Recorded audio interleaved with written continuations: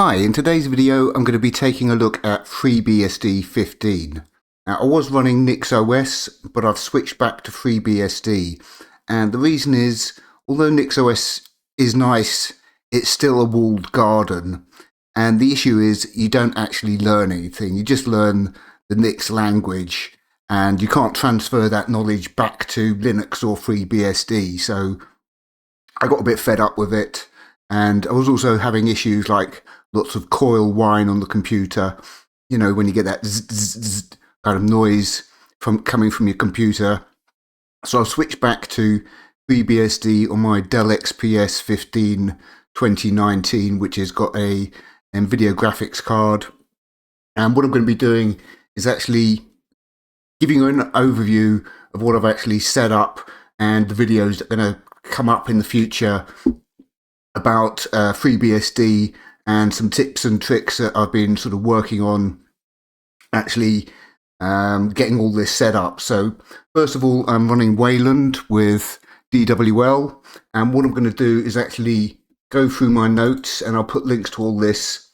So these are my notes on actually getting set up on FreeBSD 15, and what I'm going to do is switch across to Emacs and actually take you through the install and some of the things that you're actually going to want to do during the install for FreeBSD. So first of all, what you want to do obviously is download the memstick. So I'll just give you an overview of the important parts here so you can follow along in these notes.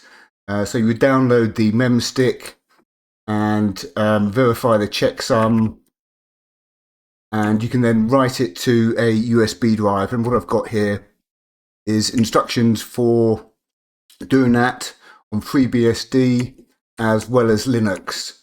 And during my setup, what I also did was actually boot into the BIOS and delete the boot entry for NixOS. So there's a little note there on how you can delete the previous boot entries that come up when you're actually installing FreeBSD, because it doesn't actually wipe the previous boot entries.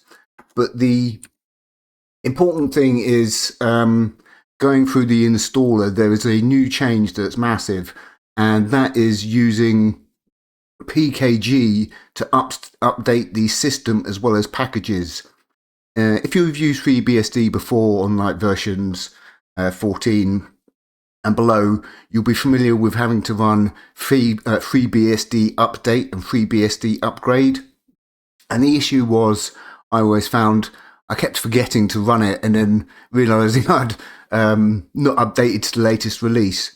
So when you actually get through the installer, there is an option to use what's called distribution sets or the tech preview. And the tech preview is using PKG to update the system as well as the packages, which is absolutely fantastic. So what I'm going to do is actually go through some of the tips using the installer and point out some things that might not be obvious. So when you go through the installer, obviously what you want to do is actually set the key map first of all.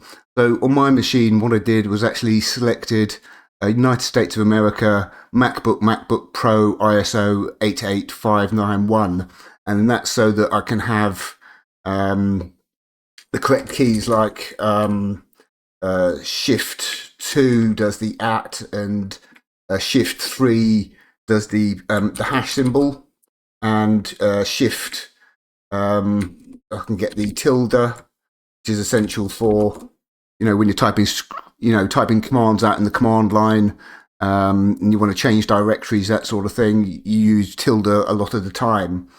So we've got the host name, So we set the host name, and as I said, the important thing when you're actually going through is actually set packages to tech preview, and this will allow you to upgrade the system using PKG update and PKG upgrade, which is fantastic because it means you don't forget about having to run FreeBSD update and upgrade all the time. So network configuration, partitioning. Okay, so for the partitioning, I always use root on ZFS, and I encrypt the disks, encrypt swap, and set the swap size to 8 gig because I've got 16 gig of RAM.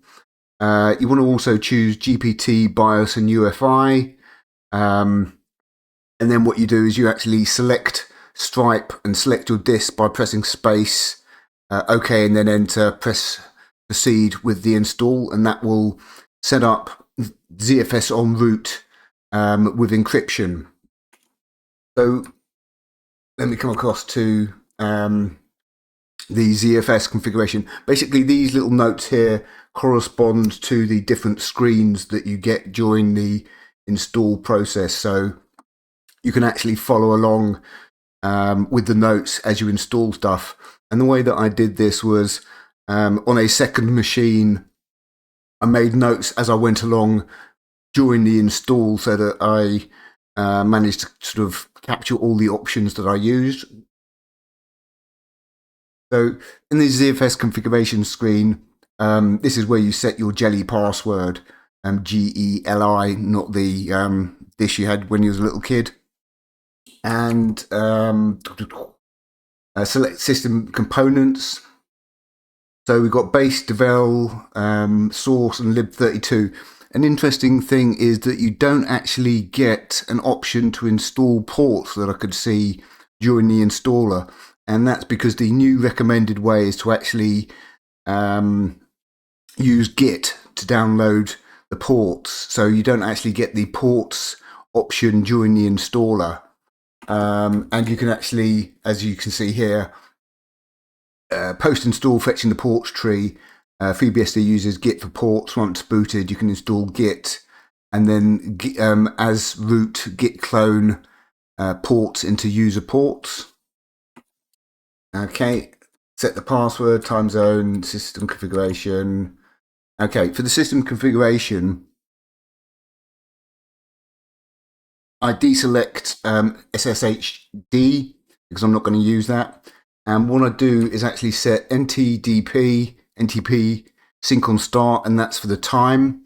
We're going to set local unbound, which is a DNS server. And this is going to come in handy for some tips I'm going to show you about setting up encrypted DNS on FreeBSD. We've got powered mouse dump devel. For system hardening, basically I select everything apart from number 9 and disable DD trace. Actually, in the FreeBSD firmware installation screen, this was really nice. It actually came up with the correct graphics card and Wi-Fi for my system automatically selected, which was really nice. So it should actually detect your hardware and offer to install the correct packages for you during the install, which is great. Okay, and for the add user, when you go through the add user, username is the first one, and that's the username that you log in with. I always get confused when it says like set your enter your name. I could never remember if it was the full name or your username. So the first option is your username, which is what you log in with, and full name is your actual full name. And what you want to do is, the important thing here is login group, invite to other groups. And what you want to do is set that to wheel, video, and operator. And you can basically leave the rest at the defaults. Okay.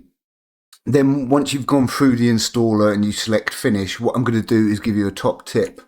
You select finish and press enter to select. And then what you want to do is it will say the installation is now finished. Before exiting the installer, would you like to open the shell in the new system to make any final modifications? And what you do is you press the left arrow key to select yes and press enter. And this is going to open the shell operating in a CH root in the new system. And what we're actually going to be doing is actually creating ZFS datasets in our home for directories. So if I come into here, what you'll see is these are the commands that I'm running in the shell after the installation has finished. And what you'll see here is obviously you need to replace my username with your username here. And what I'm doing is actually creating data sets for all the directories in my home. So like bin, desktop, documents, download, music, git, videos, pictures, torrents, .cache, .config, and .local. And the reason for this is because this allows you to have individual data sets for all of the directories in your home folder, which you can either roll back if you need to fix anything. But the better method is you can actually mount ZFS datasets to a directory and then get files back. So the other thing that you can do is you can actually set different ZFS properties on the datasets. So like Git might have loads of files, loads of tiny files, so you can set different ZFS options for the different directories that you've got. And as I said, we have cache, config, and local here, which are typically used for, well, cache is for cache, config is where all your config files go, according to the XDG desktop specification. Local will be things like you've got user local share applications, and this is where you can put desktop entries. You can also install fonts to that location. So what you want to do is, before you finish the installer, you want to create all these directories, and obviously you would adjust this to your needs. But what we would then do in a later step is there's a file called user-dir-dirs, and what that is used for is for XDG desktops. And what you can do is actually specify these directories to be used. Typically, if you installed a desktop environment, you know, what it will do is, some of them, like GNOME on Linux, will create like public and templates directories, and all the folder names will be uppercase. What you can do is use this user-dir dirs file to actually specify the files you've created, so you don't get uppercase file names and you don't get those extra files, extra directories that a desktop would set up. So you go through and create those directories, and what you need to do is actually, after you've done that, what you want to do is actually change the permissions on the directory. So what you'll see here is chown-R, so that's recursive. This is my username, and the home directory is actually at mount home and then your username during the install. Okay, so this is important, because otherwise all the directories would be owned as root, and that's not what you want. So that's the first top tip. And as I said, you want to do this during the installs before you actually set up a window manager or a desktop, so that when you actually configured everything, all your config files and everything will be in separate ZFS datasets. Okay, and we can then exit the installer and select shut down. Okay, and then unplug the USB drive. What I would do is actually, I think the exit the installer, yeah, exit just, I think it, yeah, I was just checking if it actually ran a reboot or a shutdown. But anyway, once you've got the installer out the way, press the power button, enter your jelly password, and you'll be at the login screen, and you can log in with your username and password. Now, the next tip is, I should learn to spell here, first of all. But once you've actually set up a fresh system, what you can use is bectl to create a boot environment. So we haven't installed any packages or anything, but what we're going to do is run bectl list, and we're going to switch to root with su-, And what we're going to do is create a new boot environment, and we'll call it something like fresh_install.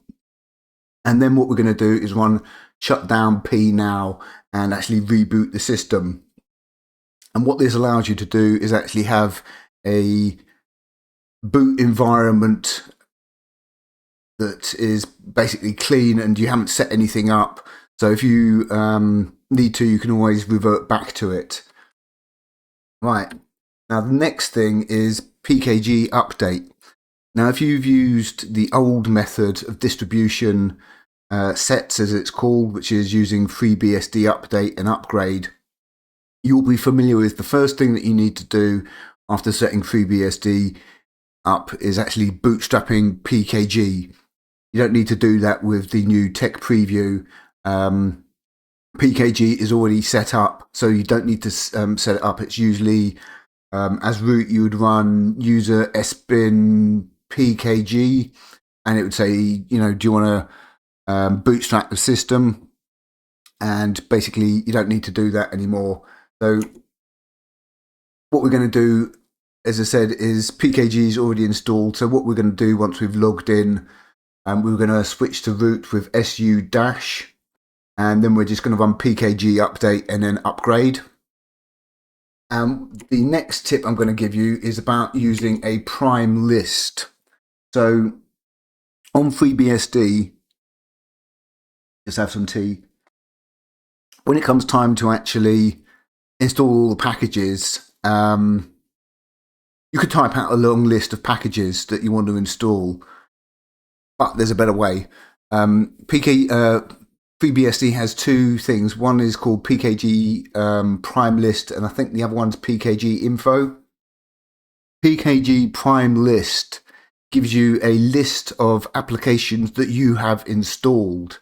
pkg info lists all the packages you've installed and their dependencies.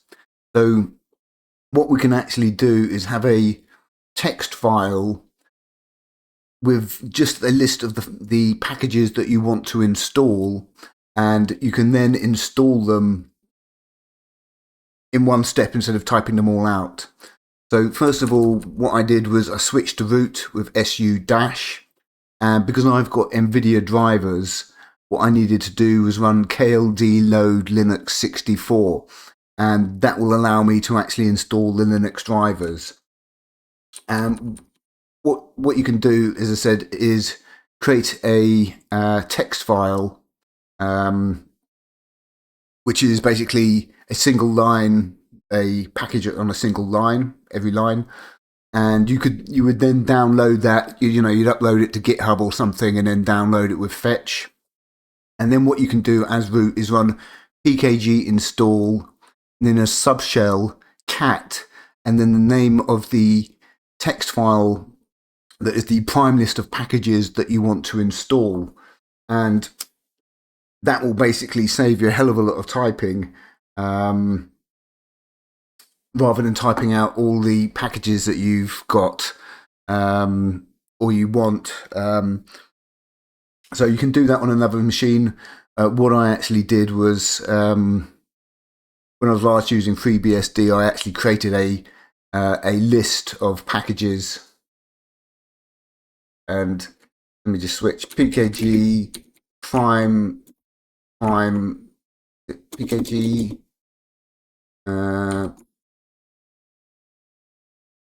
help of let me have a FreeBSD prime list. Okay, yeah, pkg prime list. So it's pkg space dash prime list. Redirect that to prime list.txt, and you'll see what this shows here. As you can see on FreeBSD, will actually show the kernel, the base devel, all this stuff here. But then here, so when I was installing it, obviously I didn't have these listed because I was taking a list of packages. Hang on. So You bastard.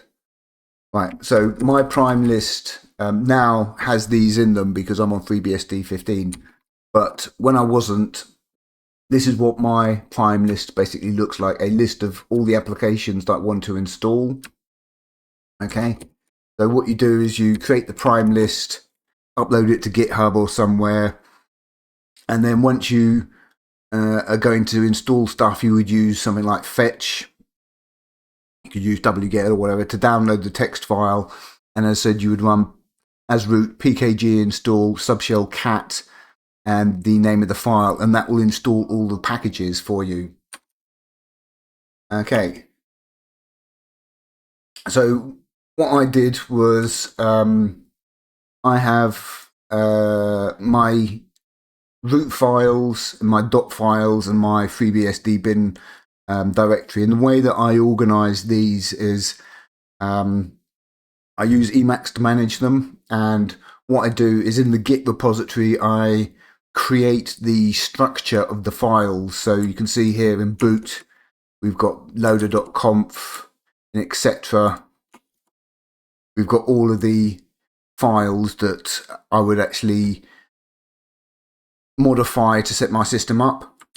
So what I do is I can actually, inside that Git repository as root, I can use rsync to copy all those files from the Git repository into place.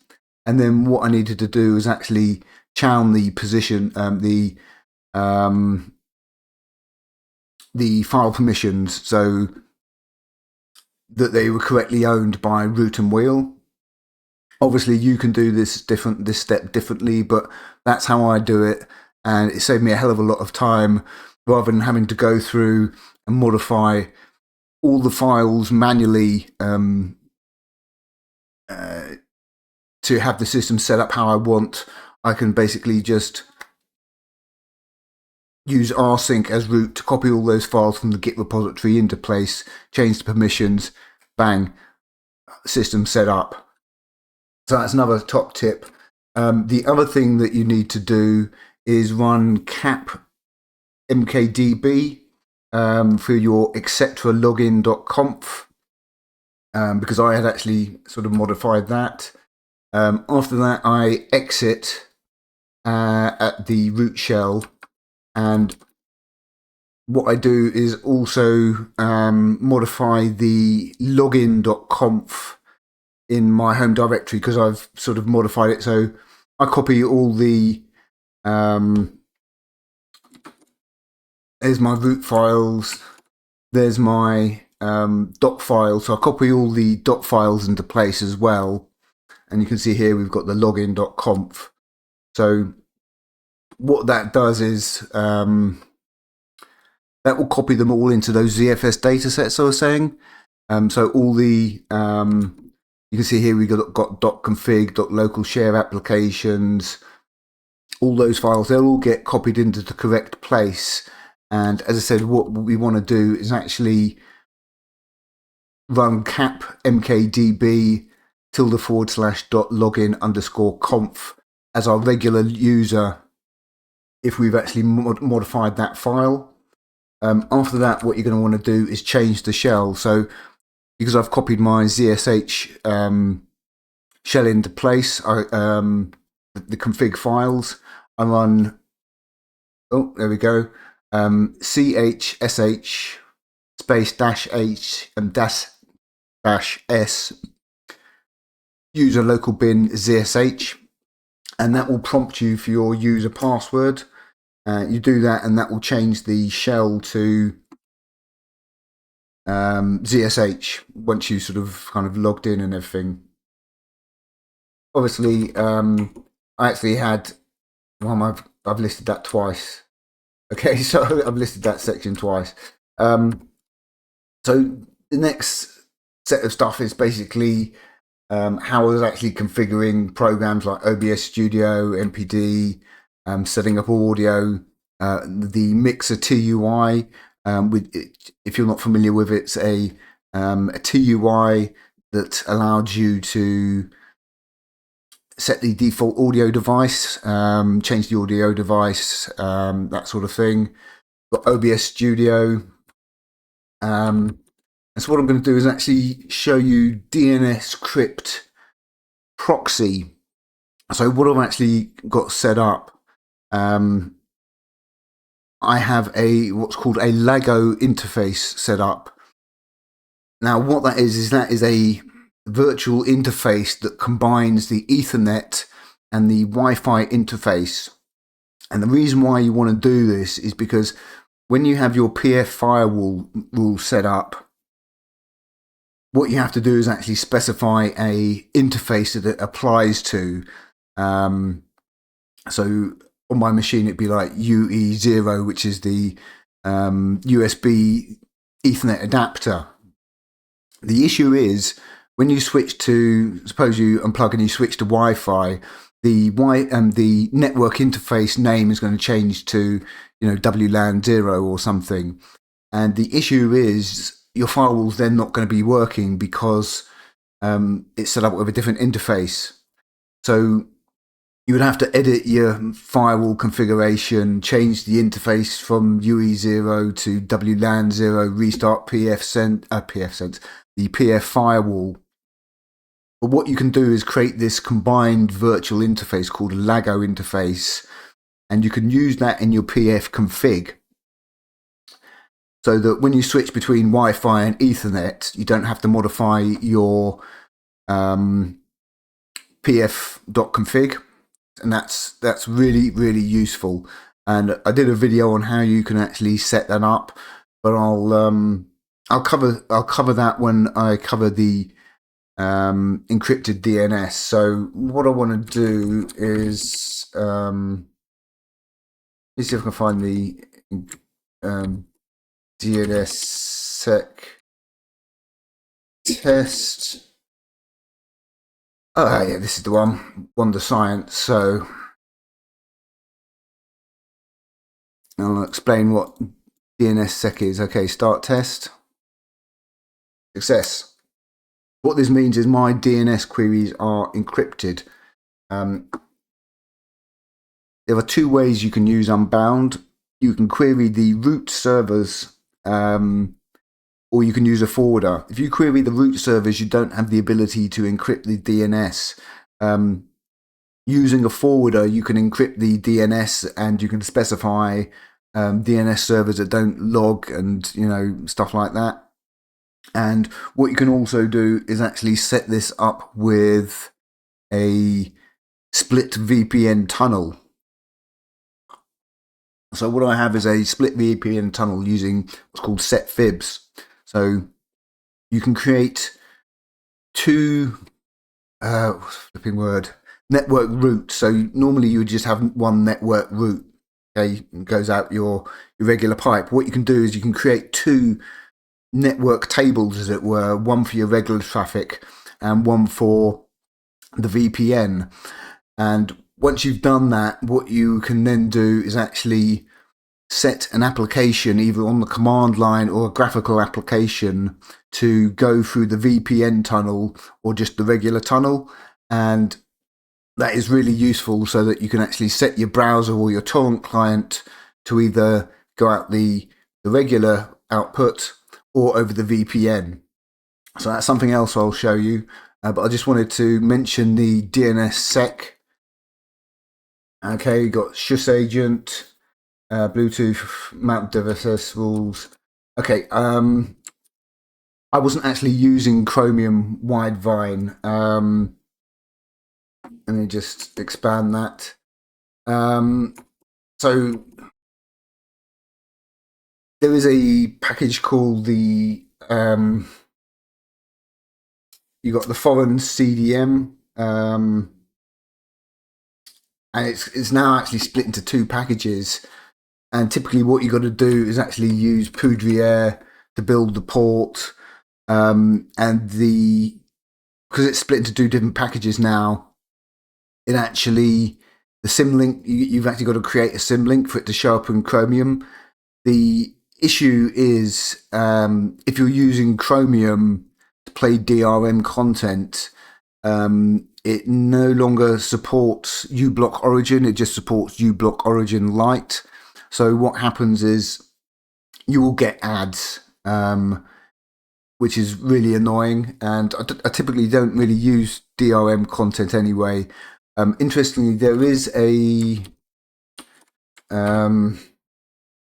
open Firefox Open WV. Yeah, okay. There's this new project called OpenWV that actually allows you to get DRM content working with Firefox, apparently, on FreeBSD. The downside is that you've actually got to find this blob from an Android device to actually get it to work. And you would need to find a trusted source for that rather than just downloading some random file off the internet. So that's something I didn't actually look into because I didn't want to. I think there were actually even issues last time I checked in trying to build a Linux version of Firefox in a jail and getting DRM to work. So that was something, again, that I just sort of missed. I just didn't do. So I haven't got any DRM playback set up on here. The other thing I'm going to mention is actually how I transferred all my data. So I wanted to transfer several hundred gigs of data to the FreeBSD machine, but all the data was on Linux drives. Now there are two ways you can actually plug in Linux drives on FreeBSD. One is using ext2fs, and then there's another one I forget the name of, but ext2fs from memory is just read only, whereas the other method is actually read and write. However, the issue is with both of those is it is unbelievably slow.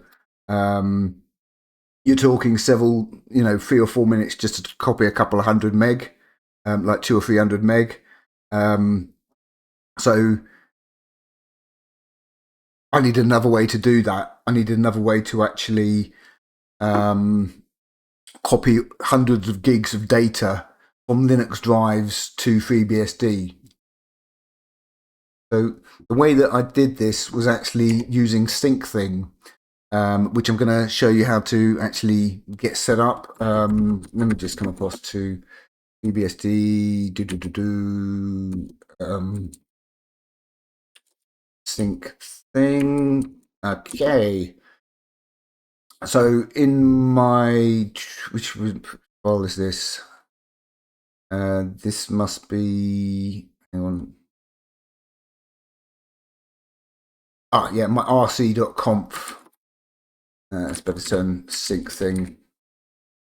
So what you can do is actually set up SyncThing on FreeBSD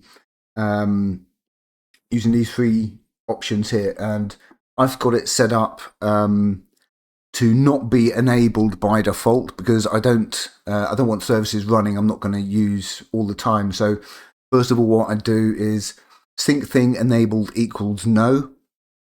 And so what I need to do then to actually start SyncThing is you would run either sudo or daraz. So daraz service SyncThing one start. And then when you want to stop it, you'd run one stop. And what you can see here, the important thing is SyncThing user and SyncThing group.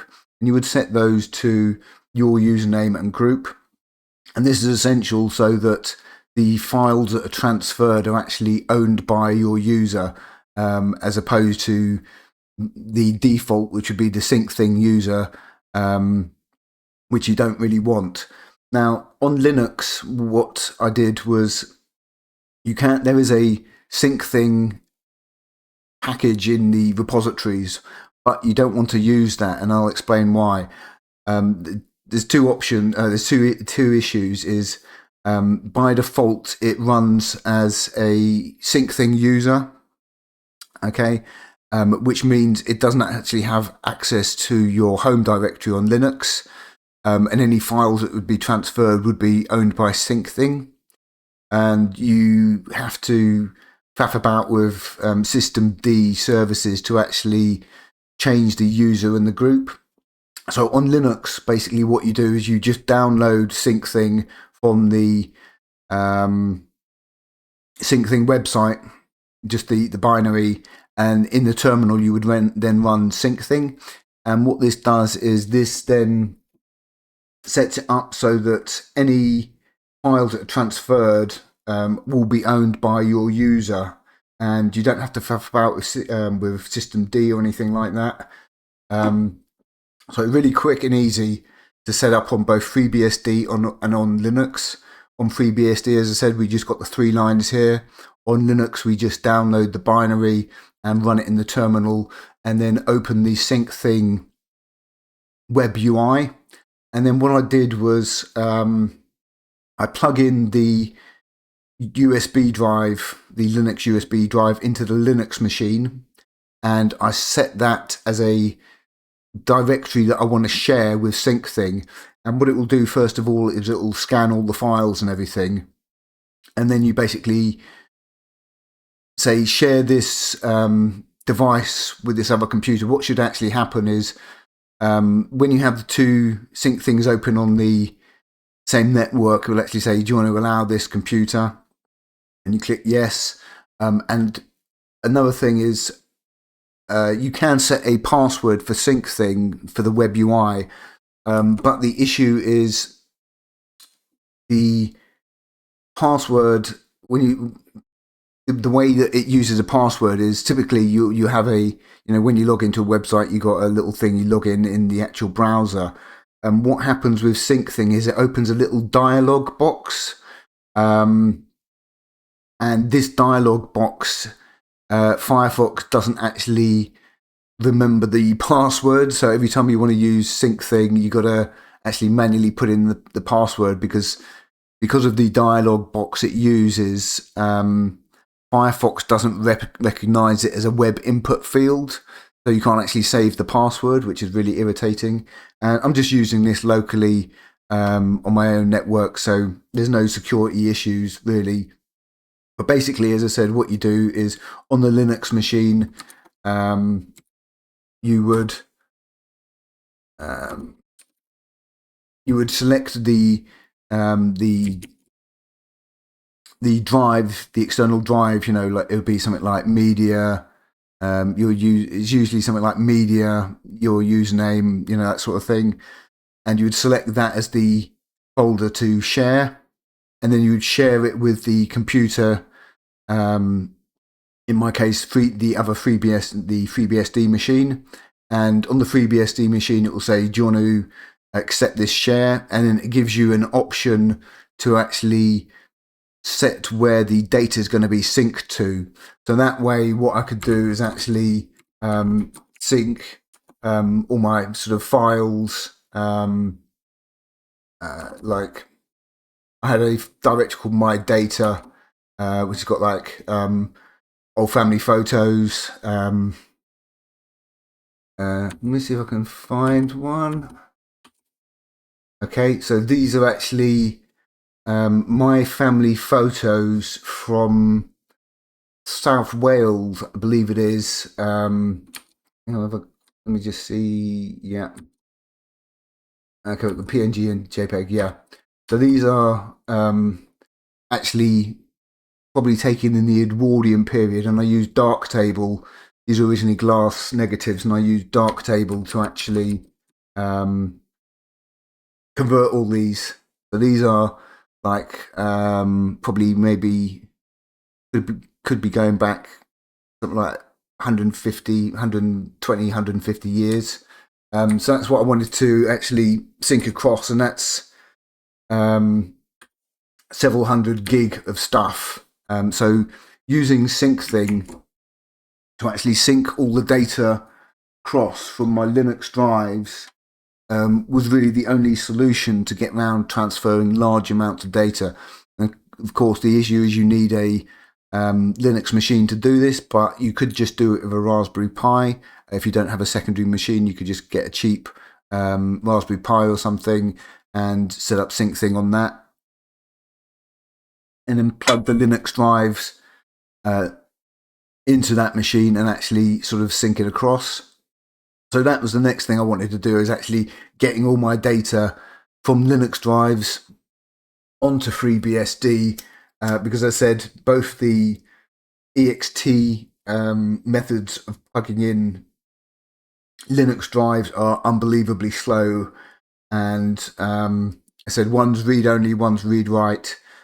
But I mean, it might be okay for a couple of files, but if you're copying gigs or hundreds of gigs, it's a no-go basically. So next thing I'm going to actually cover, and I'm going to show you about this, is Alarma and Vulkan.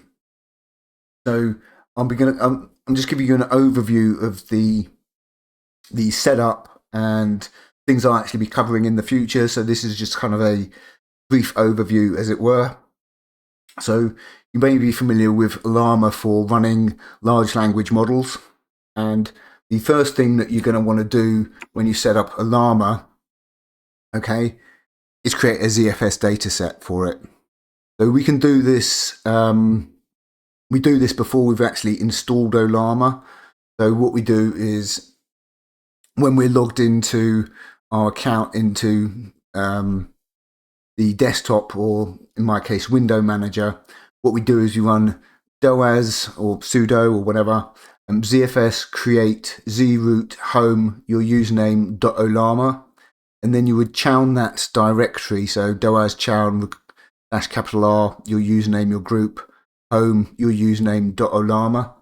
And so if I list my ZFS list T, no, it's just ZFS list. No, ZFS list. Yeah, there we go. So what you'll see here is we've got zroot, which is the pool, the main pool, and what we've got here is, you can see I've got containers. That's the next thing I'm going to cover. Podman on FreeBSD, and I've got CRXNG working. So I'm going to actually be covering how you can actually install Linux Podman stuff on FreeBSD, and there's a couple of tips you need for that. So what you see is I've got my containers for Podman, and if I scroll down here, what you can see is I've got my home. Yeah, so zroot home, then my username, and we've got cache, config, local, Alarma, bin, desktop, documents, downloads, Git, music, pictures, Podman, torrents, and video. So these are all the ZFS datasets that are created in my home. So back to Alarma. Now, you may be familiar with the way that Alarma works, and it requires your GPU to actually process stuff quickly. And if you have used FreeBSD for any time and you have an NVIDIA graphics card, you will know that we don't have CUDA support natively. There is the mv-sgl run commands that can be installed and can be used to prefix some applications so that they will pick up the NVIDIA graphics card, and that's what I do with OBS Studio. But that didn't work with Alarma. And typically what I was doing was, when I was on NixOS, is I was using Alarma with CUDA, right? And I've got as I said, a Dell XPS 15 2019, which has got an NVIDIA graphics card, and it also has Intel. And the NVIDIA graphics card only has 4 gig of VRAM. Okay, so I was really limited to the models that I could actually run. They had to be particularly small, and they had a very small context window. However, what I didn't realize is that if you use Alarma with Vulkan, what it does is it actually doesn't just pick up the NVIDIA graphics card, it also picked up my Intel setup. So using Alarma with Vulkan, okay, instead of just having 4 gig of VRAM, it used my Intel setup, which has got 7.8 gig of capacity, So I went from 4 gig of VRAM to 11.8 gig of VRAM, which means I can run much, much larger models and have a much larger context window. So that it's basically the sort of the brain that it's got, as it were, how much information it can store. So with 4 gig of VRAM, it couldn't process large amounts of text. But now I can actually run massive models on this 7-year-old machine. And I've got 11.8 gig of VRAM, and then I've got 16 gig of memory. And the way that you actually set this up is you need to set an environmental variable in your shell, in which case, in my case, is ZSH. And what we do is we edit our ZSH env file, and what we then do is add export olama _ vulkan equals 1, and then we source our ZSH env file. Okay, and then after that you would install olama, and then you can actually start pulling down models. And what will happen is it will use Vulkan to actually accelerate the process, hardware acceleration, as it were, for olama. And in my case, it's using the NVIDIA and the Intel at the same time, which means I've gone from, as I said, 4 gig of VRAM to 11.8 gig of VRAM, which is a massive improvement. And Llama, and basically what I pulled down was QN. And the other thing to mention with Olama is the version of Olama you're running dictates what models you can run. So, for example, you've got quarterly and latest branches in FreeBSD. In the quarterly branch that I'm running, the latest version of Olama is 19. And stuff like Gemma 4 actually requires version 20 of Olama, which is in the latest branch. You could do something like run Poudriere, set up Poudriere and build from the latest branch to get the latest version of Olama. If you really want Gemma 4, but I didn't bother doing that. So what I did was I downloaded QN 3.5, 9 billion parameters, Mistral Nemo 12 billion parameters, and I can never pronounce this word, QN 3.5 ablurated. And basically what that is that is QN 3.5 that has had all the guardrails removed. So sometimes when you ask an AI a question, so sorry, I can't do that, that's against my sort of protocols, you could say I'm writing a murder mystery and I want in the style of Agatha Christie, and I want to know about wolfsbane poison, and how it works, and I go, oh no, I can't do that. This version here, before I mangle out the pronunciation, removes basically all the guardrails, so it won't refuse your requests. So next thing we're going to do is actually have a look at let's have a look at Podman. So Podman CRXNG, and what I want to do is I'm going to show you this properly getting Podman set up, but this is a just quick thing. You're going to look at the permissions here, tests. Why is it owned by that as opposed to your regular user? So Podman on FreeBSD is not rootless, and what that means is you have to run it with root permissions, either sudo or doas. And typically what you can get in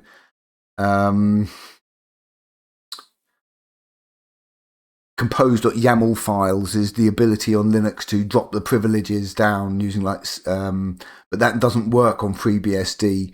There's also a command called podman unshare that allows you to change the permissions, but that only works on rootless. So what I've done is to actually get CRXNG set up.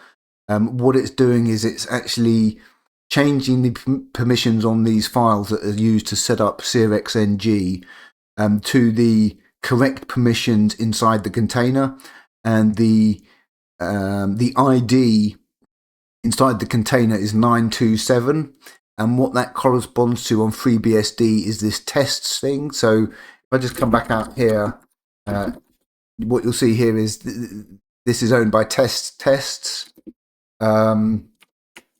So the only kind of disadvantage of this is you've actually got to be root to edit these configuration files. What I'm going to do now is run doas podman compose upd, and what I'll do is I will just come across to my notes to give you a sneak preview. Podman, okay, so these are all my notes, which you can actually go through if you want to skip ahead and you don't wait for me to actually sort of do the video. But I'd kind of advise hanging on a bit, and I'll go through all this because there's actually lots of tips and tricks you need to know to get Podman working correctly, including the permissions, certain and how you actually configure the compose.yaml files for some things. So what was I actually going to mention on Podman? Yeah, okay, Podman cxng. So what you actually have to do is, as a sneak preview, first tip is we actually need to run --os Linux when we're downloading Linux containers. So for cxng, what it typically uses is valkey as the first container, but that didn't work, so I'm using Redis. So I pull down Redis and cxng using the --os Linux flag, and that will pull down the Linux versions, because otherwise what happens is if you don't do that, it's going to complain. It's going to say, oh, there's a mismatch. You're trying to download this, but you're actually on FreeBSD. So this is how we trick it to actually pull stuff down. There's other things that you need to do, like setting the network host in the compose file so that it uses your unbound server. But what I can do is actually start, so doas podman compose up-d, okay? Bang, come across here.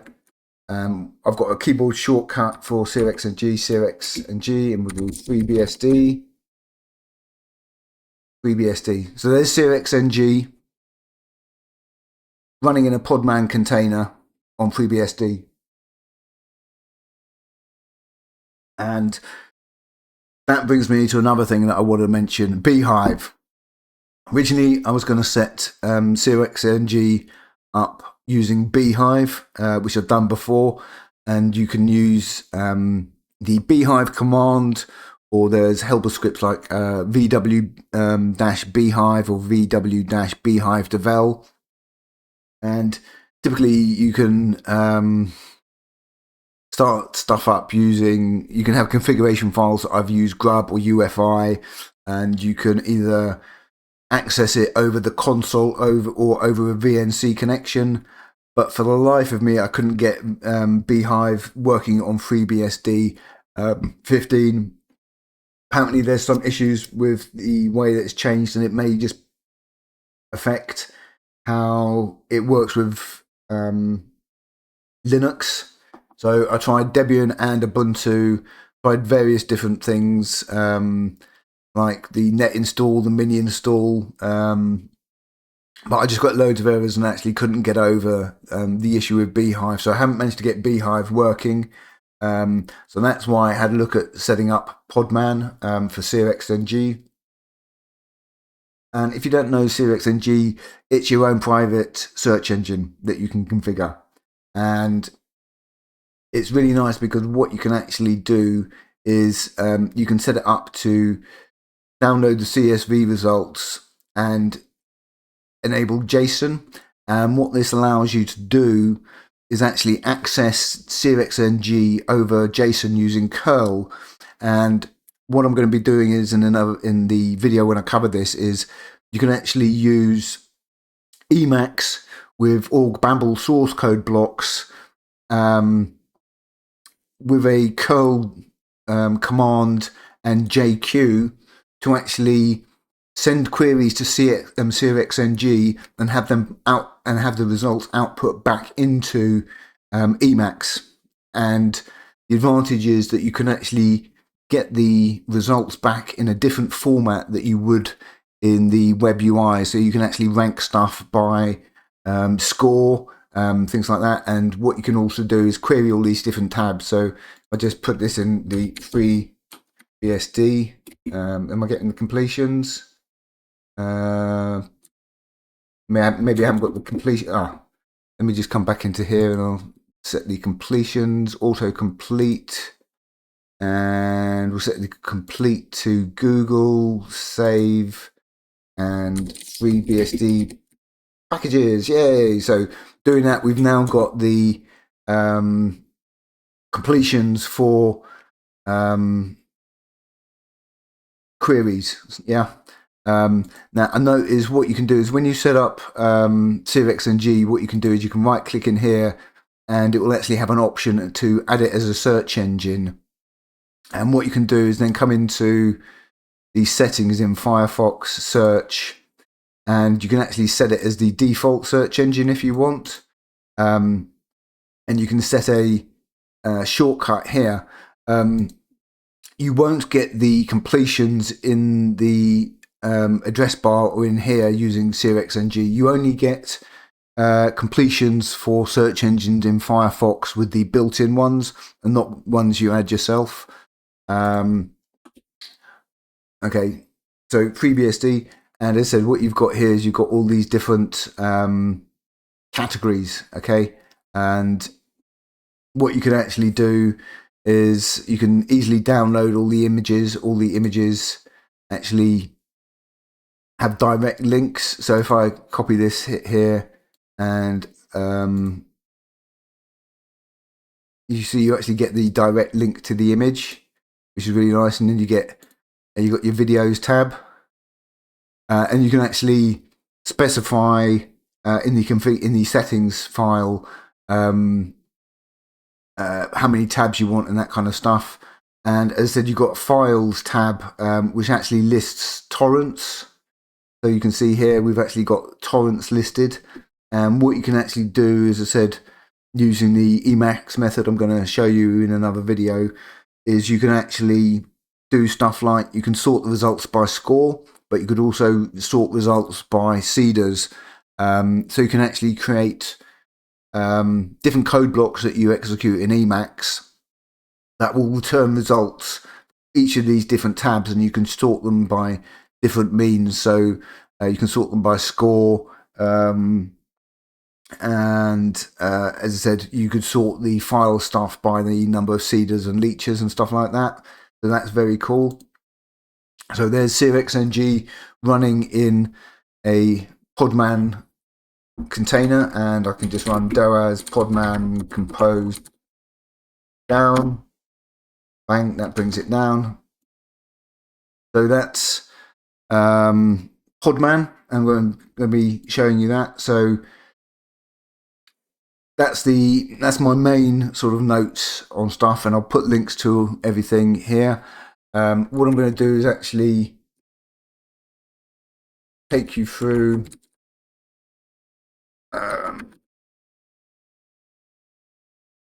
okay. So this is my FreeBSD root directory .files. What I'll be doing is actually showing you how you can manage your FreeBSD configuration files using Emacs and actually tangle them into place without being prompted for a password by using doas, and actually set the permissions all correctly. And of course you can use things like sysrc and sysctl to set configuration options in different in the rc.conf and sysctl.conf files. But the advantage of this setup here is I have basically a dashboard of all the configuration files on the system for the root and my dot files, and I can actually just come through and I can come through.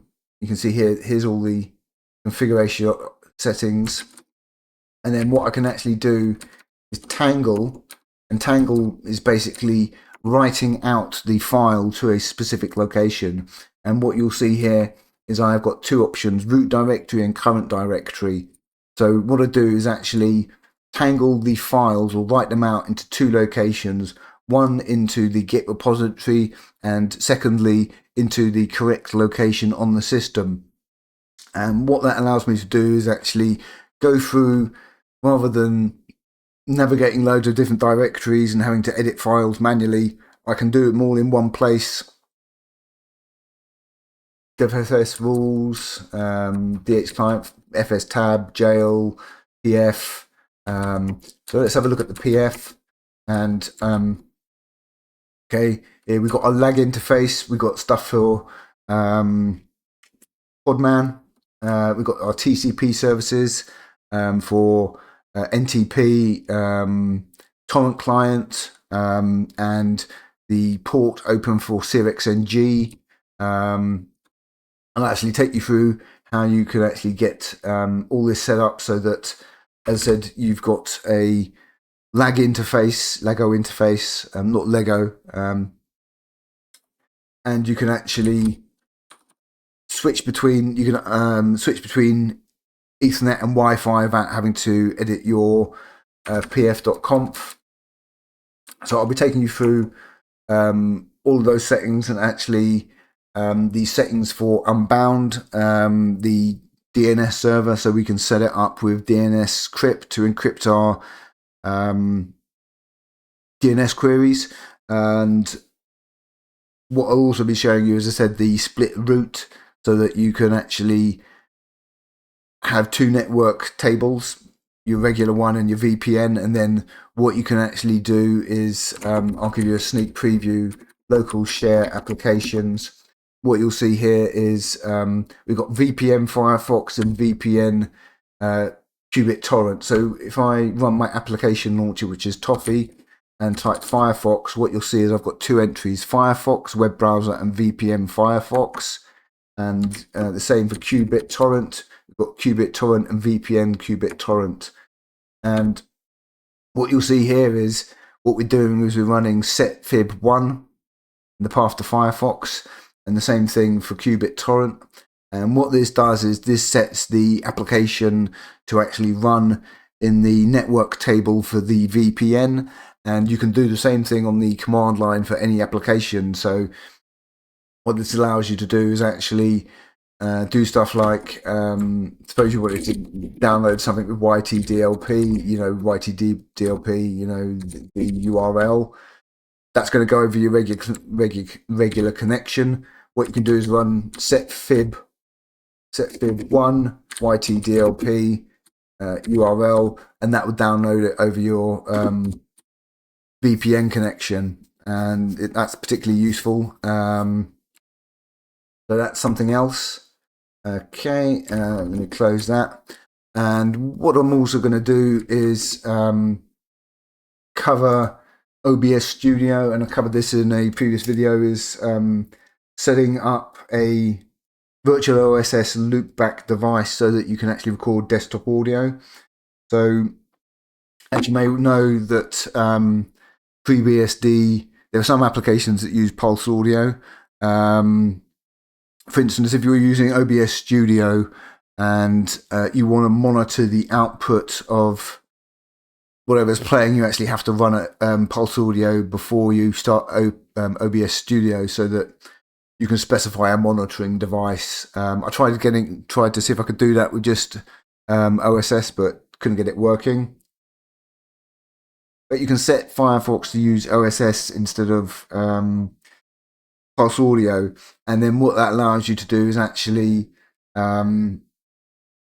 capture the audio that's playing. Okay, let's have a look at the tomb review. what we should get is the audio being captured. And let me just stop it there so we don't get any copyright on the audio, just in case. Apparently the prices Bayern Munich were quoted if they wanted to sign him on a permanent deal, but of course Bayern aren't going to be doing that. They're going to. So there's Paul from the Tomb Review talking about whether we should sign Nicholas Jackson. Please no. So that's how we can actually capture desktop audio using a virtual OSS loopback device, and that is actually previously you had to install. I think you previously had to install OSS, virtual OSS. I may be wrong, but now it comes out of the box. Okay, and what I'm also going to do is show you a script that I wrote called Relay MPV that allows me to send YouTube videos into a scene on OBS Studio using MPV. So what I can do is actually, I covered this in the previous video, is if I want to play a video into OBS Studio, what I can do is I set up a media source and set the path to temp relay. And what this is it's a named pipe that the script creates, and so suppose you've got loads of different videos that you want to play on OBS Studio. Rather than setting up multiple media sources, what you can do is set up one media source and pipe MPV into a named pipe that then connects to OBS Studio. So let me see if I can, let's go for FreeBSD. So there was a really interesting video here about FreeBSD privilege escalation out of the box. It's not a hack. It's not, oh my God, there's some vulnerability. What it is it's a command that's actually been built into FreeBSD since FreeBSD 14.2. That is an alternative to sudo and doas. So what I can do is actually copy this URL here. I'm going to come across, I'm going to run relay mpv-i, and well, I'll do -h. And what this script allows you to do is actually put in a URL for a YouTube video or any video supported by YTDLP, and optionally set a start and end time for it. So you can actually specify, okay, I just want to play from 30 seconds to a minute, something like that. In this case, what I'm going to do is run relay mpv, put in the URL, and what I'm going to do is I'm going to switch across to the new scene, which is going to go black, and then I'm going to pipe in the video. So just give me a second while. There's a couple of seconds delay because it's got to get the... Are you still using sudo or doas for privilege escalation? Okay, here we go. Did you know, though, that there's a solution integrated into FreeBSD, and it's going to save you oodles of typing? I like that tune.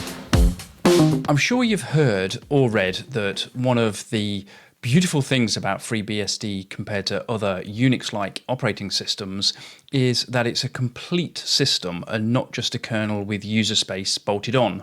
Quite often there are nice little tools right there in the box sitting on that second level tray you never look in. You already knew about drill, didn't you? I recently discovered that I've been wasting letters because right there, shipped with the OS, is mdo. Let's take a quick look at configuring and using it. Okay. No doubt most of us SSH into our services. I'll stop that there. Switch back to the laptop. Okay. So come to the FreeBSD project and have a look at mdo, because it's a alternative to sudo and doas. Some really nice little videos on here about setting up Podman, setting up jails, that sort of thing. But what I just wanted to show you is two ways that I can actually, on FreeBSD, capture the audio from a video. Funnily enough, just playing the video in MPV may just be my setup. It wasn't capturing the audio. So what I can do, as I said, I can use the relay MPV script, which is a Rust script that I'll link to. and you can download that and build that on FreeBSD. And so I can either pipe a video into OBS Studio using a named socket, or I can use a see here, what we've got is a script called OSS loopback. What that does is, if I put my OSS loopback, basically what it does is it runs virtual OSS and actually creates a sort of loopback device that we can use in OBS Studio. We can add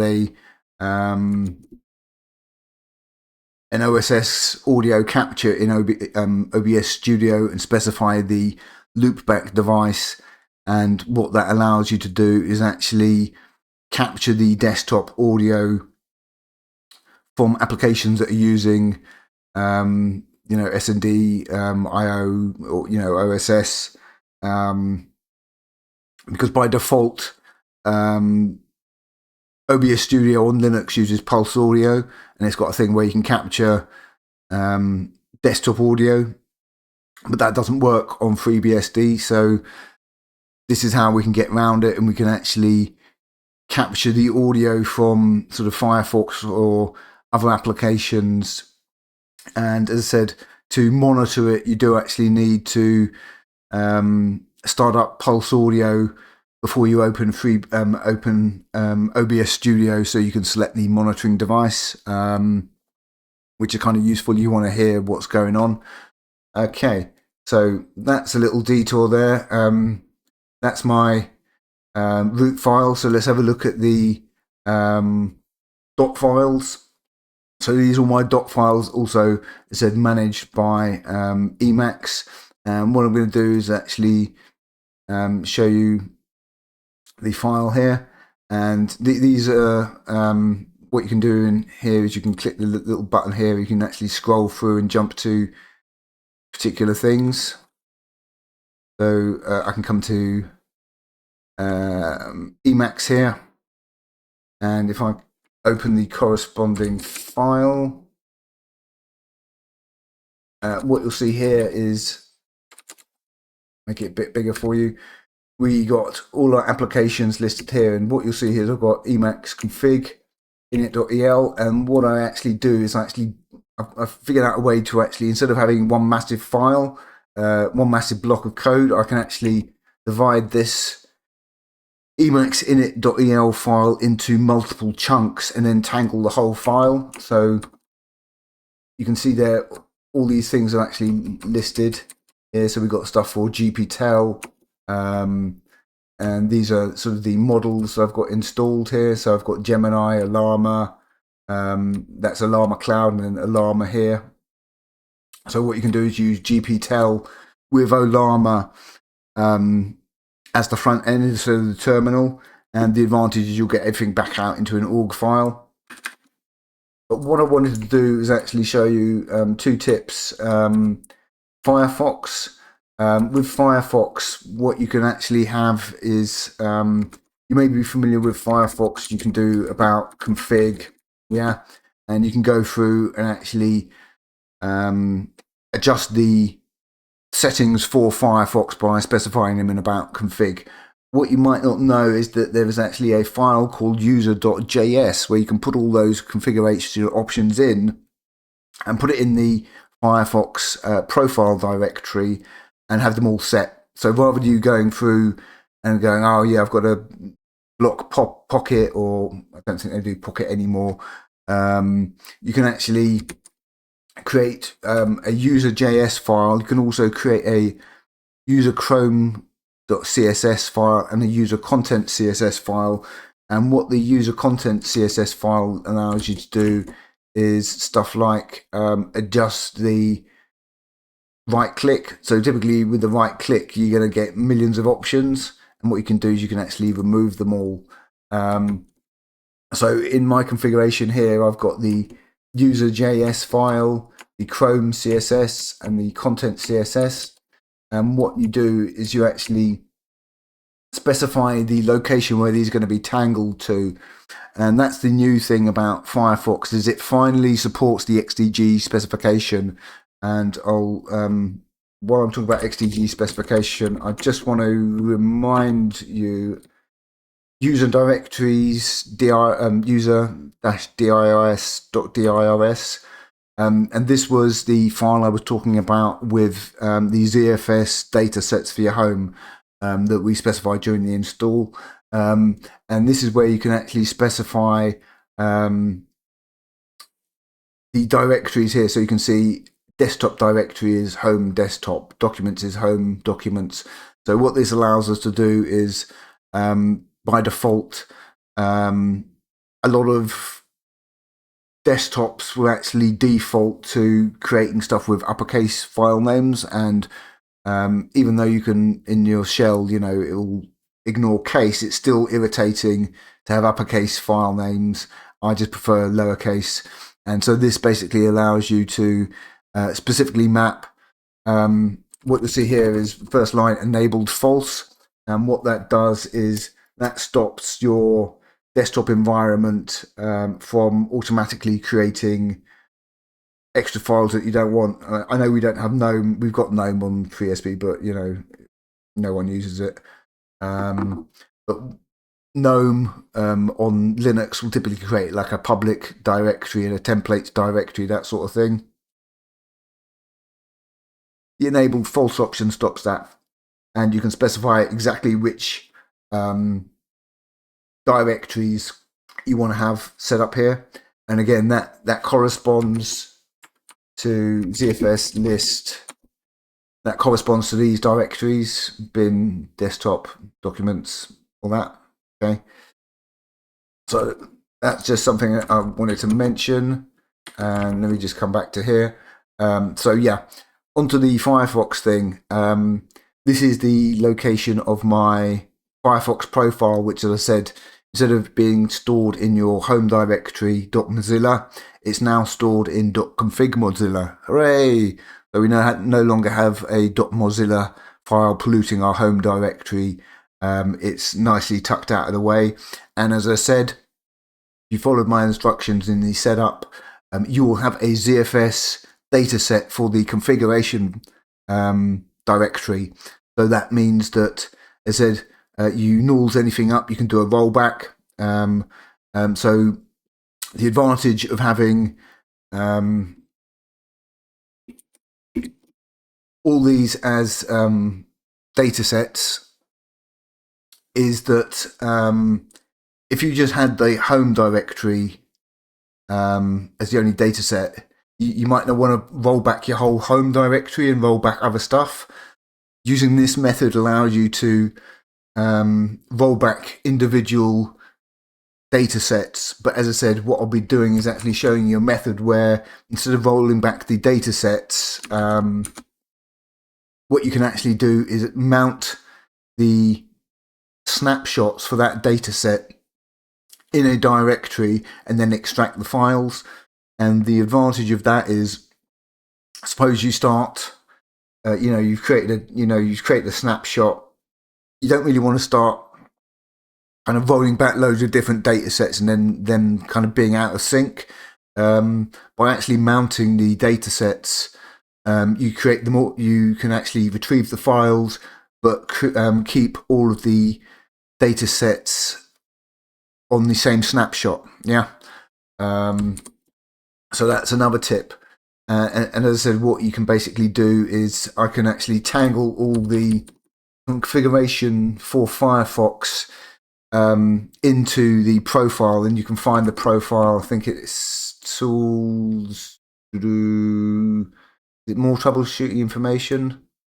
Yeah, so help more troubleshooting information, and you should see the profile here. Okay, up default release, and that corresponds to this. So that's how you can find the directory.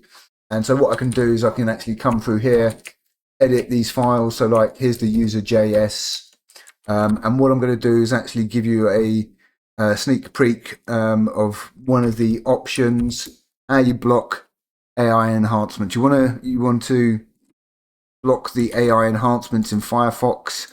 You can see settings. Typically there is a AI section listed here, and it's got a big toggle switch that allows you to turn stuff off. What you can do is use the nuclear option. Using the user.js, you can actually use this option, browser preferences AI control equals false. You can use that with about config as well, but this is how we can actually keep track of all of the configuration changes we've made. So as I said, I was using NixOS, and one of the nice things about that is the declarative way of specifying your configurations. And I kind of took that idea because it's really nice to actually set up Firefox. And so I wanted a way to kind of do the same thing. And that's the way that I do it. I have the configuration files here, and then I can tangle them, write them out. As I said, I write them for all my configuration files. I write them out into two places, into the if I come back here, dot files. So what you'll see here is I actually have all of the configuration files in the directories that would be in. So you actually got kind of an overview of all the files and everything. But I also tangle them into place. And the advantage of this is I've got like a triple level backup. So I've got all the files listed here in the Git repository. They're also in place, but then I also have them listed in the Emacs.org file. And what I want to do is show you prime list. Prime list. Okay. So what you'll remember is I was talking about PKG prime list, and how you can run PKG prime list and redirect the output. So less PKG, what was it? Prime list. Okay, there's the prime list there. So what you can do is you can do that, and you can run PKG. Let me just do it again. RM prime list. So PKG prime dash list. That'll print out, redirect it. Prime list.txt. That redirects the output. Let's use back prime list, and that gives you the list of all the applications you've got installed, user installed applications, not the dependencies. PKG is the one. PKG info is the one that actually lists the specifically installed applications and their dependencies. But in this case, we want a prime list. So I can do that, and then I can copy that. So when I went through the installation, as I showed you, I downloaded that file from GitHub and just run doers pkg install cat in a subshell and the text file. What I wanted was a way to list all of the applications that I've got installed on the system in my org file, so that it actually shows up on GitHub. Okay, so what you'll see here is I have a list of all of the applications that I've got installed on the system. Okay, so there's not loads. But basically, I've specifically set up this system to be lean and mean. I just got the stuff that I actually need, and the way that I do this, come down to the bottom here. What you'll see here is we have a two things. We've got the name here, PKG prime list, and we've got a source code block, and we have results output list replaced wrap quote. And what we have down here is this results PKG prime list. And what happens is when I run Control C on this, what it's going to do is it's going to run PKG prime list and output all of the installed packages down here as a list. And if I run it again, what it will do is it will replace it. So every time I install an application, what I do is in my dot files, I just run Control C here, and it will add it to this list of installed applications. And that's really handy for me because it allows me to keep track of what's actually installed on the system. And as I said, we've got it's in a quote block here. and you need to use quote blocks for it to actually render on GitHub. So that allows me to easily go through on GitHub or in my org file and actually see what I've actually got installed. So that's really handy. So let's go through quick. So we've got DNet dict. Okay, dict is test.org, startup content, freebsd. It was the, so you can see here what I'm getting is completions from the dictionary to properly spell stuff. It was the worst of times and the best of times. So that's dict, which is the dictionary server, and that actually didn't work for me on NixOS. And that's another problem with NixOS is because the packages are installed in non-standard locations, a lot of things don't actually work out the box, and you've got to do this thing called wrapping them to actually get it to find where the thing is installed. So that's really, really useful. So as I said, I've got DWL set up here,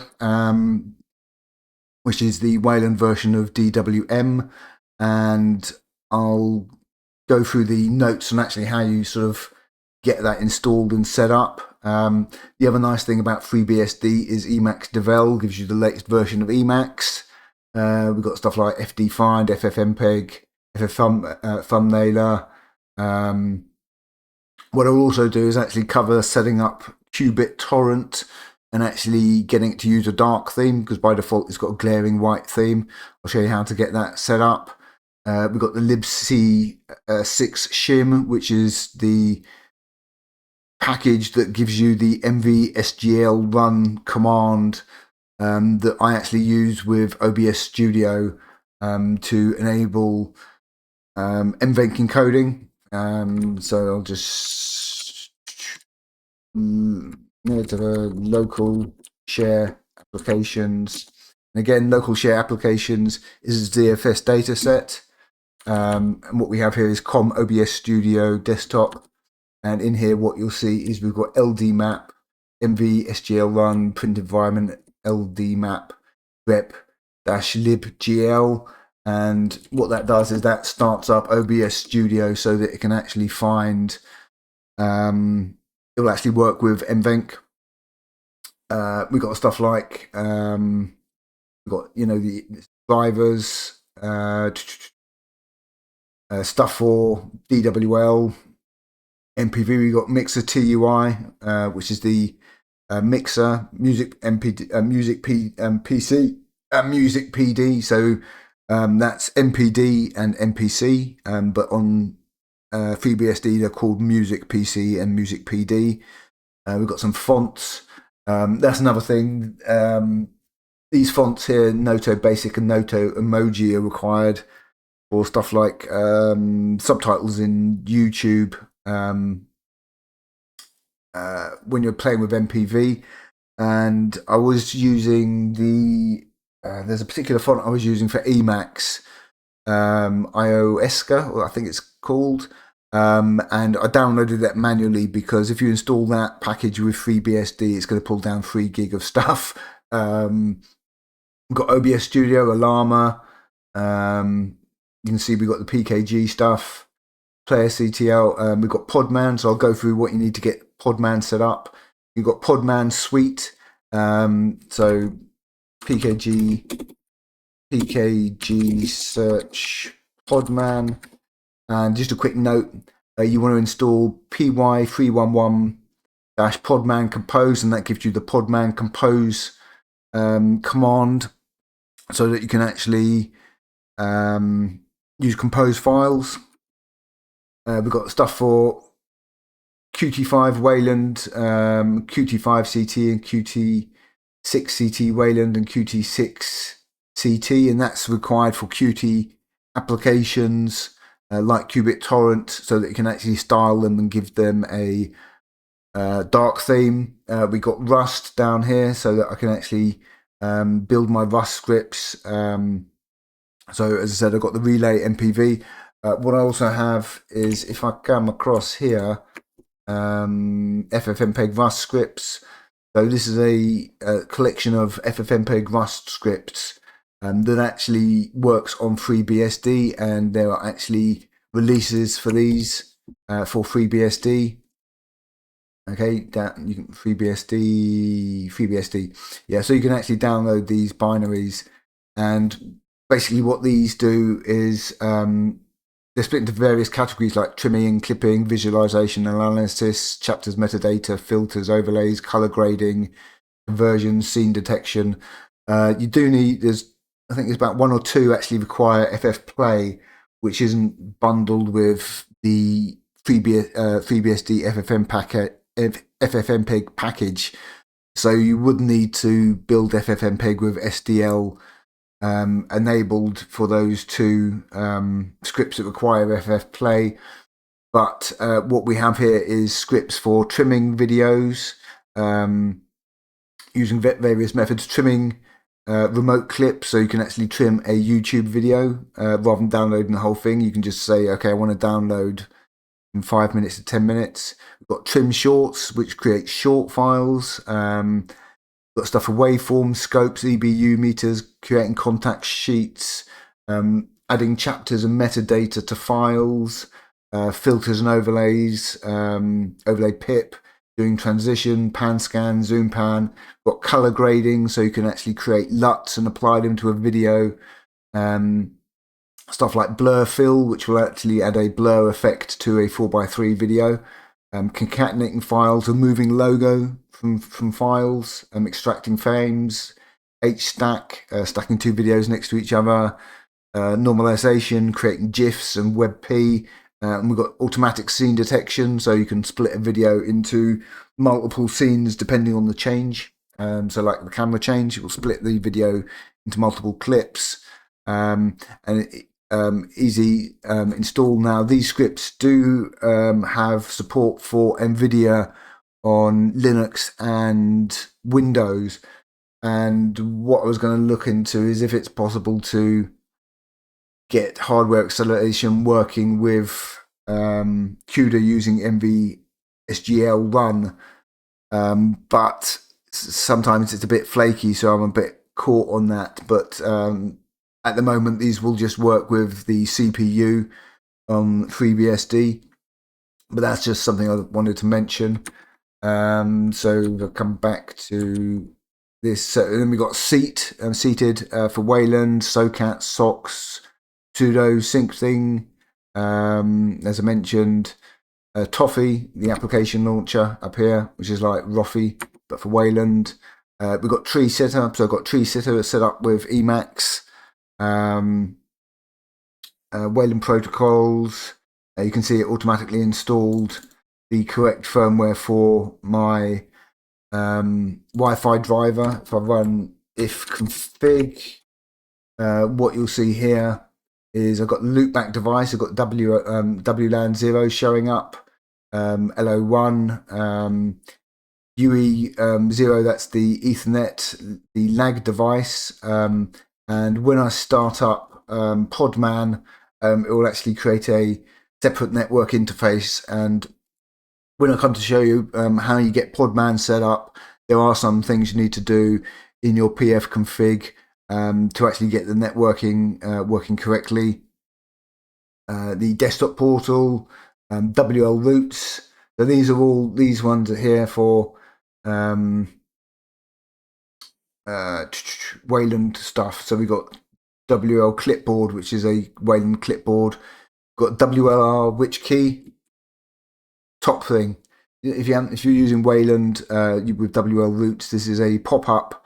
You can activate it with a pop-up, and you can actually run commands, so you can have like a little heads-up display.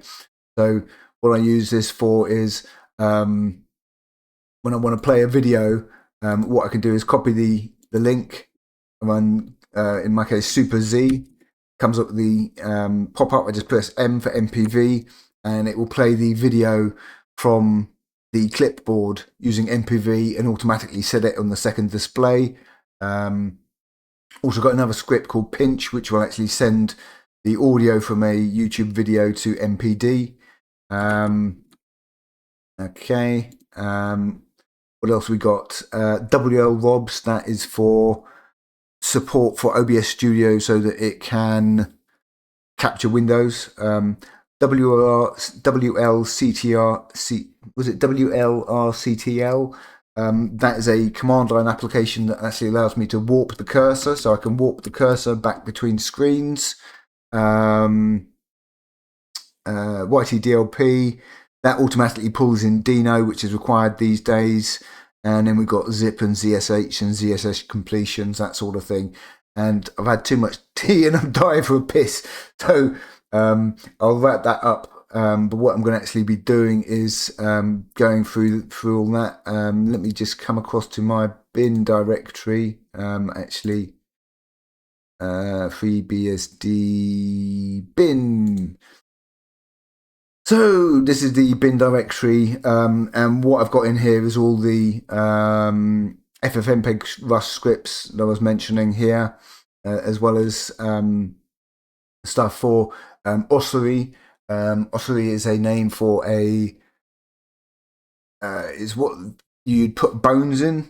So it's kind of like a crypt. So it's a play on words. So this is what I'll be doing in one of the videos is actually showing you how you can create an encrypted ZFS container using Jelly.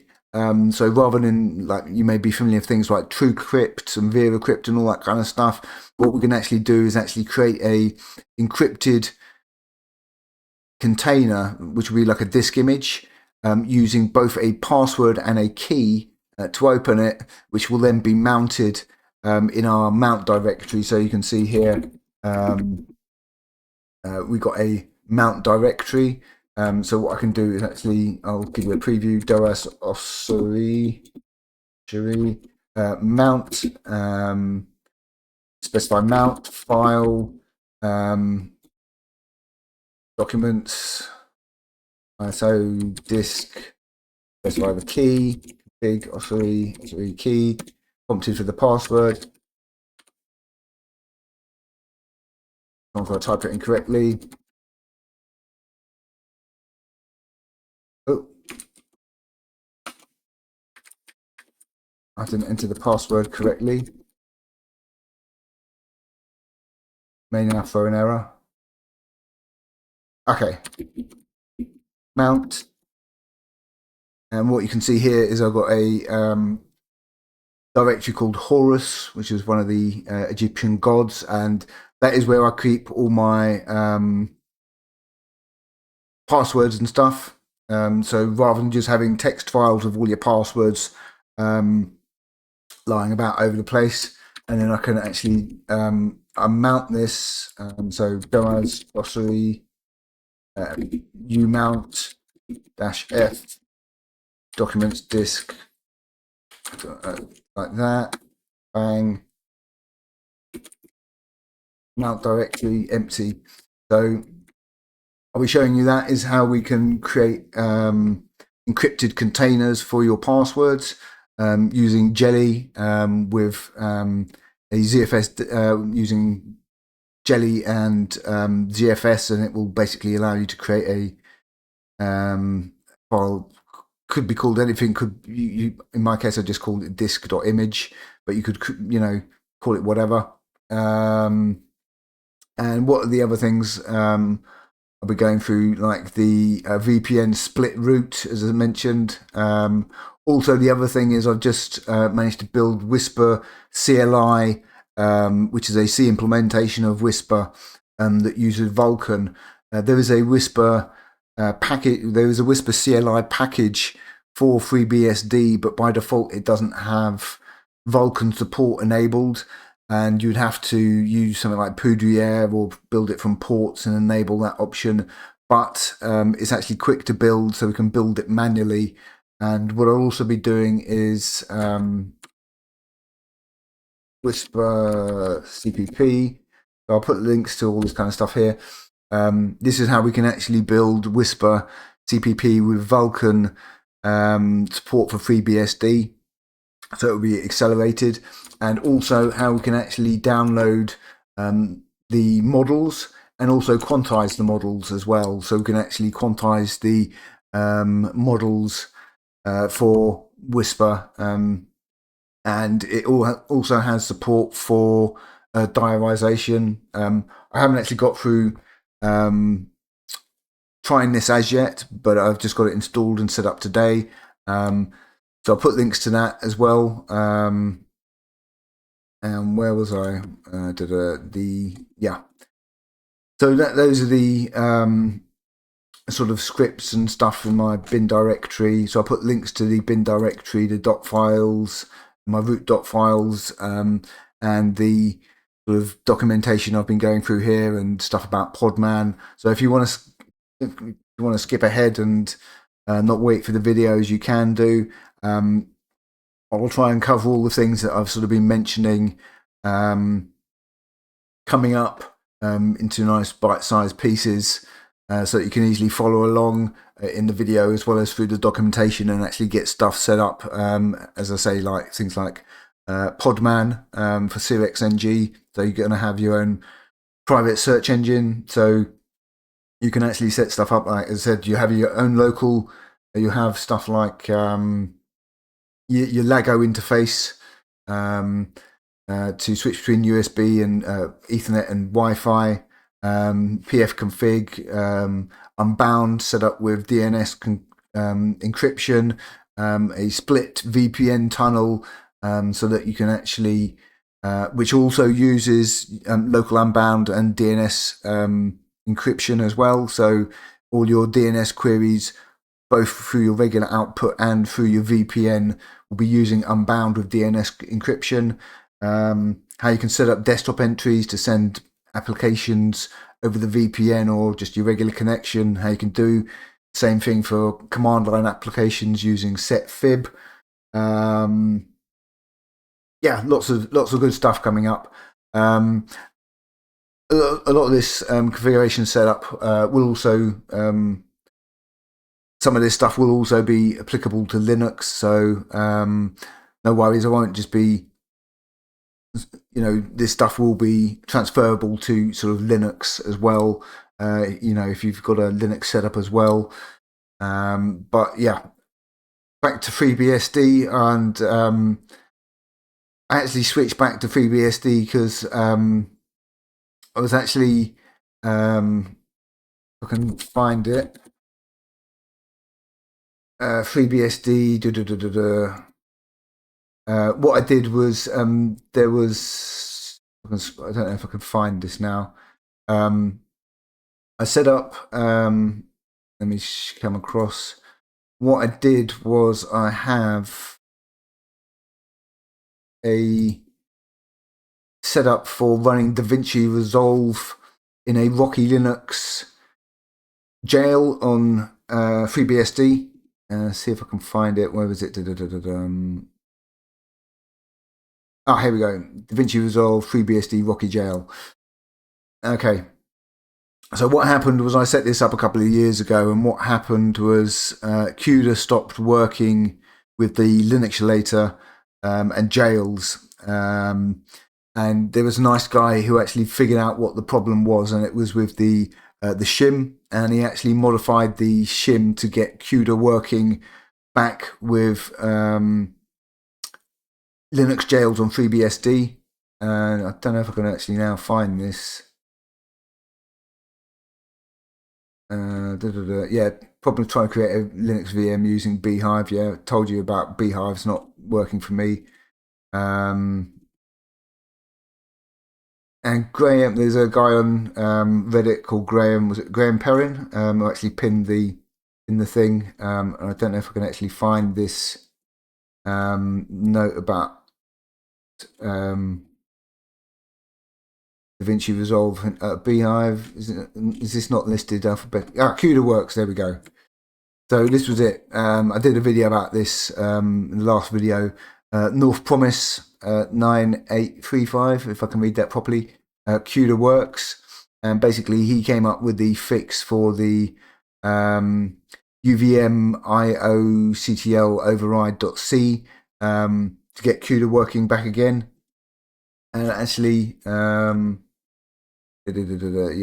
And so what I did was I actually updated the repository over here with his settings so that we can actually have DaVinci Resolve running in a Linux jail with CUDA support.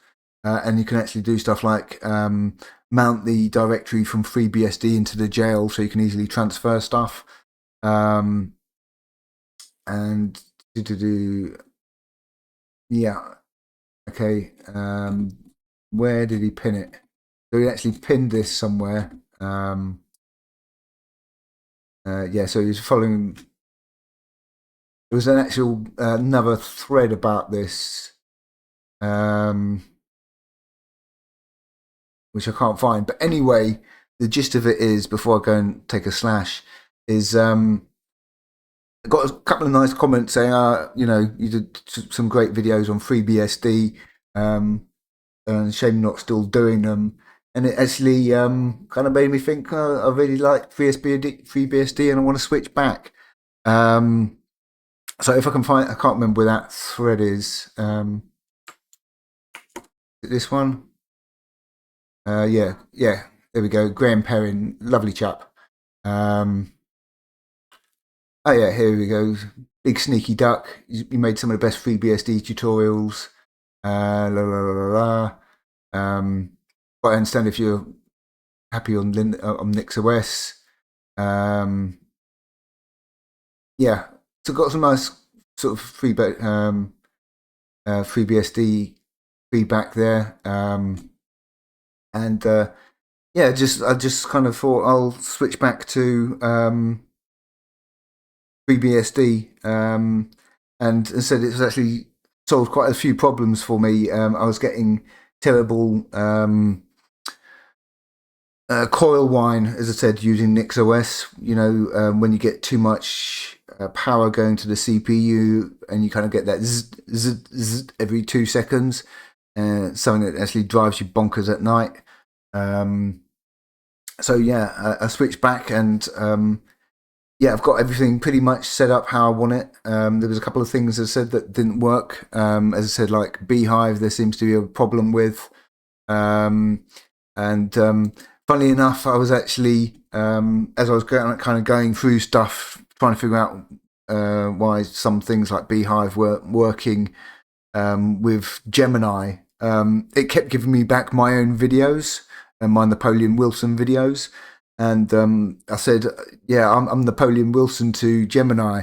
And it actually mentioned the getting DaVinci Resolve working in a Linux jail on FreeBSD. And Gemini said, yeah, apparently that said, and I quote, that's legendary in the FreeBSD community. So when has an AI ever been wrong? I think is, you know, being a bit overly nice, but yeah, I have done a lot of stuff a couple of years ago, specifically like with Wayland and jails and running graphical applications in jails and that sort of thing. So yeah, I thought I'd take a look at Podman, as I said. So I'll show you how that works, because I was originally going to do that with Beehive, but as I said, I couldn't get Beehive working. Seems to be some issues specific to how Beehive interacts with Linux jails, even ones that are text-based. So a lot of the Linux installers now kind of default to a graphical user interface, which doesn't work with the serial console. So you kind of got to use a VNC client. As I said, I tried UFI, Grub, VNC, and nothing worked. Using Ubuntu and various versions of Debian, including the Mini ISO, which is specifically a text interface. So Beehive seems to be up the spout at the moment. I've also seen people mention that pass-through for GPUs has stopped working. So that's one issue with FreeBSD 15. But overall, I would say it's really good. And as I said, although we still don't have native CUDA, you can do stuff like use Vulkan with Llama, which works, fine. I haven't actually tested it. Yeah, I've got it all set up. So I've just basically got everything set up, transferred all the files, got everything configured, OBS Studio set up, mics, all that kind of palaver. So I'll put links to all this under the video, and that was kind of like a bit of a deep dive and an overview of what I've got set up and what's coming up. So what I'll be doing is, as I said, going through all the sort of different things I've mentioned throughout the video, and I'll break it down, make it easy to follow along, and give you notes so that you can follow along and get some of this stuff set up.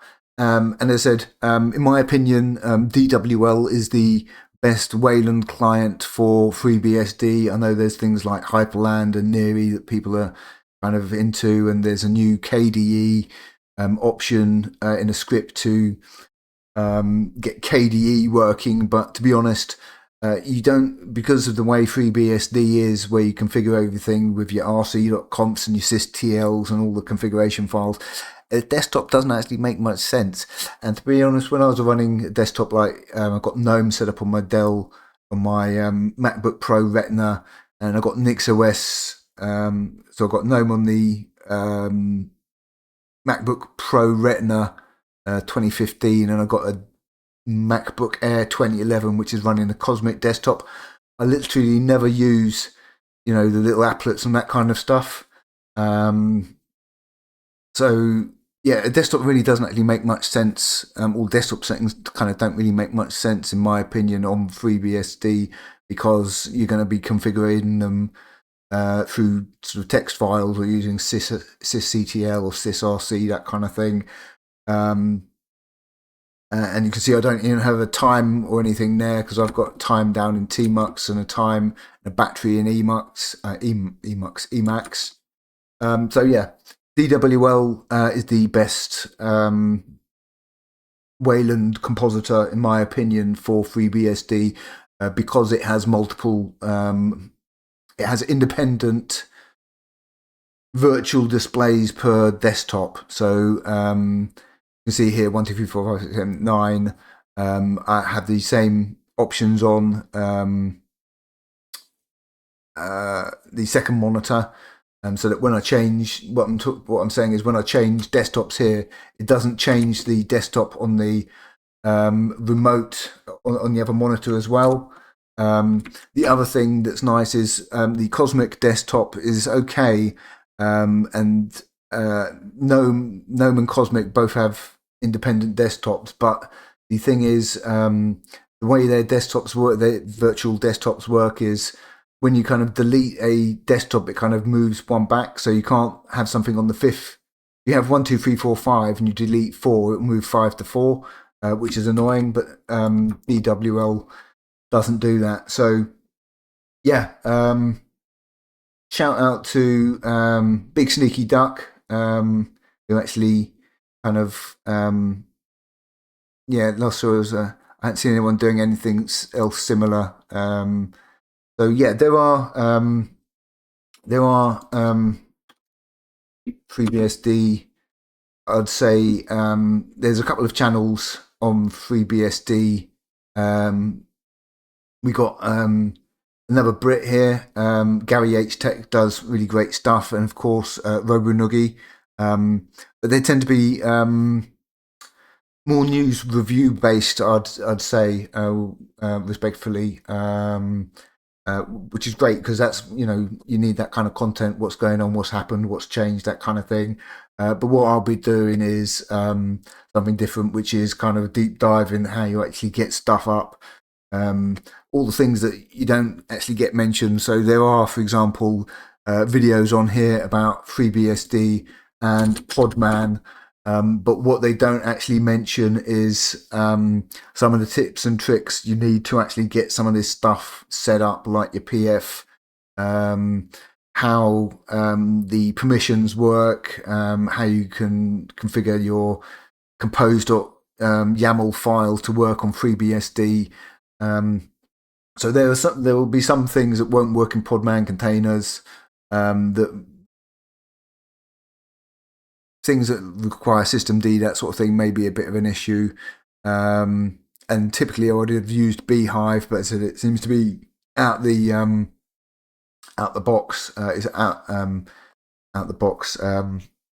Seems to be a bit broken at the moment, in my opinion. At least after a day, I couldn't get it sort of working, and it seems to specifically affect Linux Beehive VMs. Seems to be the issue. So I'll put links to all this under the video, and I'll be doing some FreeBSD stuff, taking you through all those different things, and stuff that's not actually covered, because there isn't really a lot of FreeBSD content on YouTube. There will be some stuff, but tends to be, as I said, more kind of review based, or like, okay, here's like a desktop, here's a thing, but not actually going through the process of showing you how to get it all set up. So that's all for now. I'm going to go and take a slash and have some more tea.